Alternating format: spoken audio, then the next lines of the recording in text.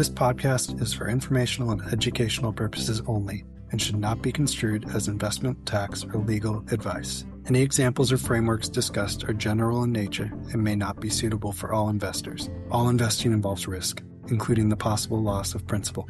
Past experiences and planning approaches do not guarantee future results. One of the most expensive mistakes wealthy families make comes from the absence of a decision. So when you hear about mistakes in wealth management, it's common to think about bad investments, paying more in tax than necessary, or market volatility mismanagement.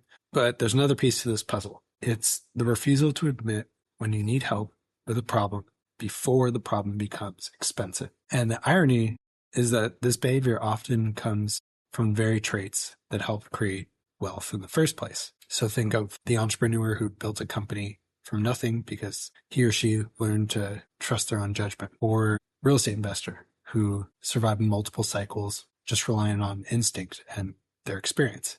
Or even in the W-2 world, the executive who spent decades making high stakes decisions and they basically became the problem solver in chief.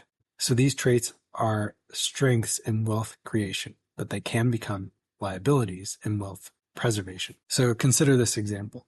A first-gen high net worth family spends decades becoming extraordinarily competent in one area of life, but then their financial life becomes more complex, naturally. And instead of building a coordinated team around those complexities, they just continue operating as though the same mindset that built the wealth will automatically preserve it. And it doesn't mean this can't work for a while, but the bigger it is, the tougher it is to keep the system from breaking. If it breaks, it's expensive. So what's really fascinating about this is that many wealthy families aren't unaware of this issue. They can sense a problem way before they address it. And they may know that certain things need to be fixed, but they delay. It's pretty natural for humans to delay. And it has nothing to do with intelligence. It's tough to admit that you need help, and it can be very psychologically uncomfortable for high achievers. And it can be even more difficult for people who are used to being the person that others depend upon. Now, one thing that I say all the time is that wealth compounds complexity, not just assets. A family with $2 million in one brokerage account has a way different operational reality than a family that has operating businesses, concentrated stock positions, multiple trusts or partnerships, real estate holdings, private investments, charitable inclination, and with enough family members with different priorities and skill sets, this becomes chaotic in some situations. At a certain level, managing wealth stops being just an investment problem, it becomes an organizational problem. And then the challenge is that a lot of families will wait until the pain becomes severe before building systems around the complexity. So a dangerous phrase, I think in a lot of situations, is, I don't need help. An even more dangerous one is, we've always done it this way. Operating under the same system can be very dangerous because things change. Insurance structures aren't revisited after major liquidity events. Existing estate plans no longer match family realities. Investment allocations drift way beyond the intended risk levels. I can go on and on. The key thing about this is none of these problems just emerge overnight without any warning. They accumulate quietly, and then eventually they are impossible to ignore. So sometimes reluctance to seek help is financial, but it can also be emotional. And there's this subtle fear that's embedded in asking for help. What if I should already know this? What if I look unsophisticated? What if I lose control? What if this exposes weaknesses in the system that I built? And I think the people who navigate wealth really well are often the opposite.